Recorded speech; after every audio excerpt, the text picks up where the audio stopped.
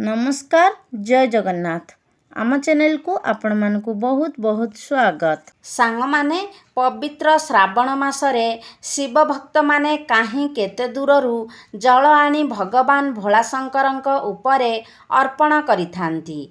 तेबे एथर जेउ श्रावण मास पड़ुछि ताहा केते तारिखरू आरंभ हेउछि, केते तारिखरे शेष हेउछि, केते पाଳି सोमवार व्रत पालन कराजिब, केतोटी सोमवार आपण जल नेई महादेवंकु अभिषेक कराइबे एवं एहा सहित मध्य आमे जानिबा जे एही श्रावण मासरे केउ सबु कार्य करिबा निषेध होइथाए एवं केउ सबु जिनिस एवं केउ सबु पनिपरिबा खाइबा निषेध होइथाए।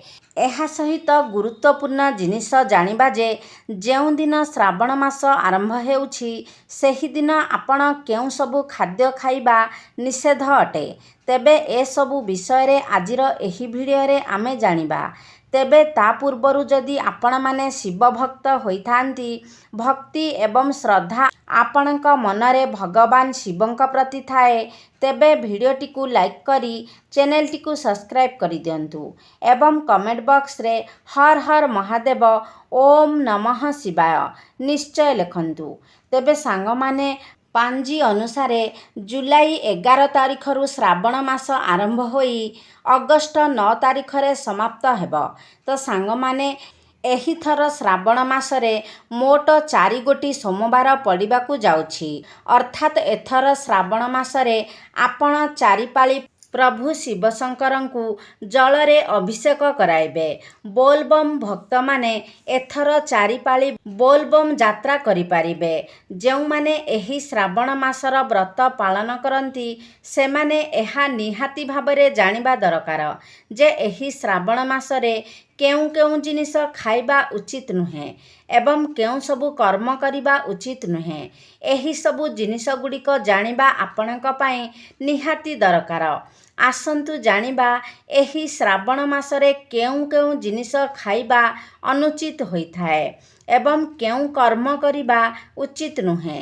श्रावण मासर सोमवार दिन आपण केउ सबु परिबा खाइबे नाही। एही संपूर्ण श्रावण मासरे आपण केउ केउ जिनिस खाइबा उचित नुहे।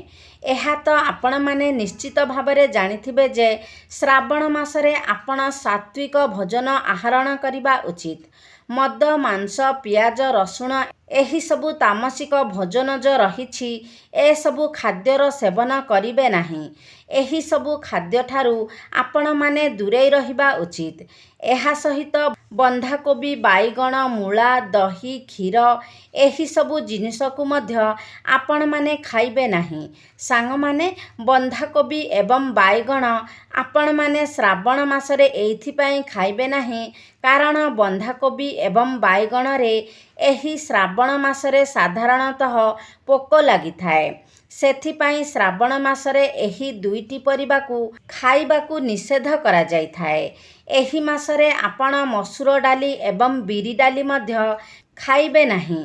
अधिक तेल मसला युक्त खाद्यपान सुपारी अधिक खट्टा जातीय खाद्य मिठा युक्त खाद्य एवं निशा जातीय खाद्य ठारू मध्य आपण दूरेई रहिबा उचित। एबे आसंतु जानिबा एही श्रावण मासरे आपण केउ सबु कर्म ठारू दूरेई रहिबा उचित।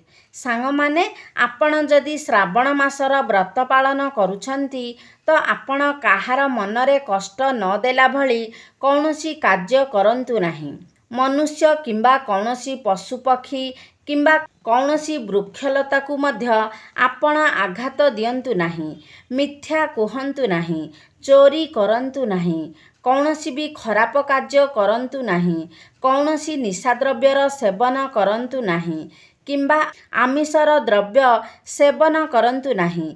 एही मासरे आपण शरीर रे तेल लगाइबे नाही, कंसा पात्र रे खाद्य खाइबे नाही, खट उपरे सोइबे नाही, आपण तले चट्टाण रे सोइबे एवं महादेवंकर पूजा समय रे महादेवंकु हळदी अर्पण करिबे नाही। संपूर्ण श्रावण मासटी रे आपण संयमता रक्षा करिबे। ମୈଥୁନ ଆଜି କାର୍ଯ୍ୟ କରିବେ ନାହିଁ। ଶ୍ରାବଣ ମାସରେ ଆପଣ ନଖ, ଦାଢ଼ି କିମ୍ବା ଚୁଟି କାଟନ୍ତୁ ନାହିଁ।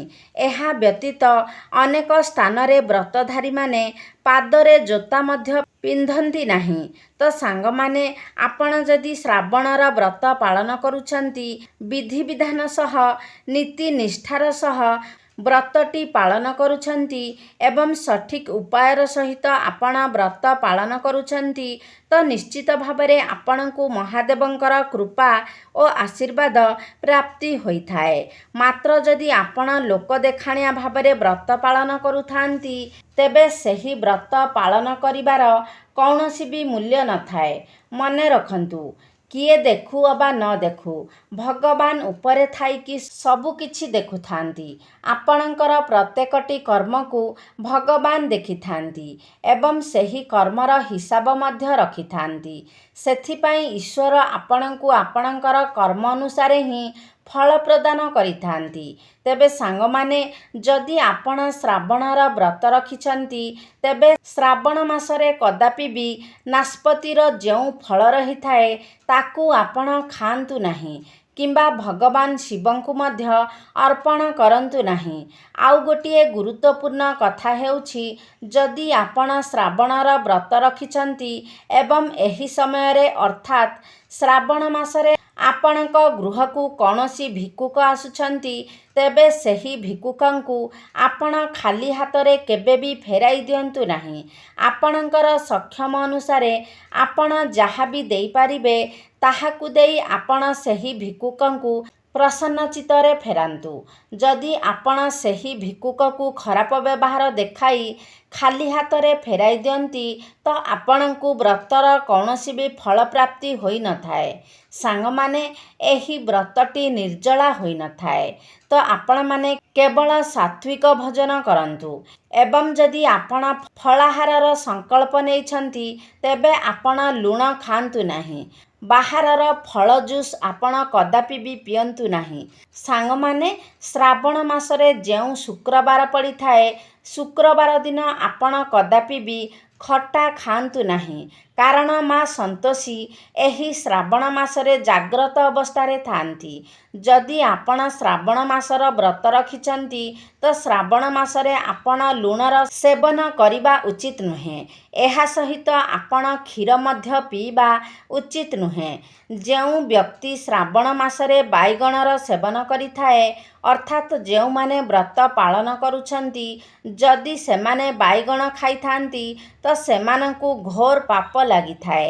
ଏହି କାରଣରୁ ଅନେକ ଲୋକ ଚତୁର୍ଦ୍ଦଶୀ ଏବଂ ଦ୍ୱାଦଶୀ ତିଥିରେ ବାଇଗଣ ଖାଇନଥାନ୍ତି। ତେବେ ସାଙ୍ଗମାନେ, ଏହା ଥିଲା ଶ୍ରାବଣ ମାସକୁ ନେଇ କିଛି ମହତ୍ତ୍ୱପୂର୍ଣ୍ଣ କଥା। ଯଦି ଆପଣମାନଙ୍କୁ ଏହି ଭିଡ଼ିଓଟି ଭଲ ଲାଗିଥାଏ, ତାହେଲେ ଲାଇକ୍ କରନ୍ତୁ, ସେୟାର କରନ୍ତୁ। ଆମ ଚ୍ୟାନେଲକୁ ଯଦି ସବସ୍କ୍ରାଇବ୍ କରିନାହାନ୍ତି, ତାହେଲେ ସବସ୍କ୍ରାଇବ୍ କରିଦିଅନ୍ତୁ ଏବଂ କମେଣ୍ଟ ବକ୍ସରେ ହର ହର ମହାଦେବ ନିଶ୍ଚୟ ଲେଖନ୍ତୁ।